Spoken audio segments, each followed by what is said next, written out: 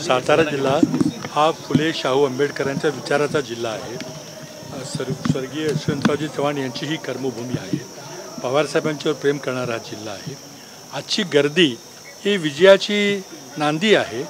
आज विरोधकांना आपला उमेदवार देखील ठरवता येत नाही आणि कुठेतरी काहीतरी खोटे नाटे आरोप करून काहीतरी जी देशामध्ये जी ईडी सीबीआय इन्कम टॅक्सची भीती दाखवायचा प्रयत्न चाललेला आहे। या सातारा जिल्ह्याची जी परंपरा आहे अशा धमकीला भीतीला कोणी भीक घालणार नाही आणि उद्या 7 तारखेला आणि जेव्हा मतदान होईल आपल्याला दिसून येईल की सातारा जिल्ह्यातला आमचा उमेदवार शशिकांतजी शिंदे हे महाराष्ट्रामध्ये देशात विक्रमी मताने निवडून येतील। ये वाला लेते हैं। Inverter AC. आप गैम्बलर हो ना?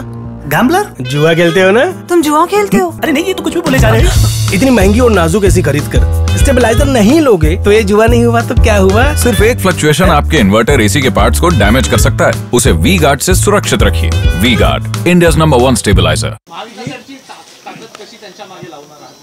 आता तुम्ही बघताय ना, मी सर्व आघाडीचे सर्व घटक पक्ष आणि सर्व समर्थन करणारे छोटे मोठे पक्ष सगळे आम्ही एकत्रित आहोत। आपल्याला माहिती आहे, मी 15-20 दिवसापूर्वी सर्व 42 संघटनांची एकत्रित बैठक घेतली। त्या सर्व संघटना आणि आमचे प्रमुख आघाडीतले 3 पक्ष हे सगळे ताकदीनं या उमेदवाराच्या मागे उभे आहेत। आता एकच लक्षात घ्या की विरोधकांना आपला उमेदवार देखील अजून ठरवता येत नाही। त्याचा अर्थ काय ते तुम्ही समजून घ्या।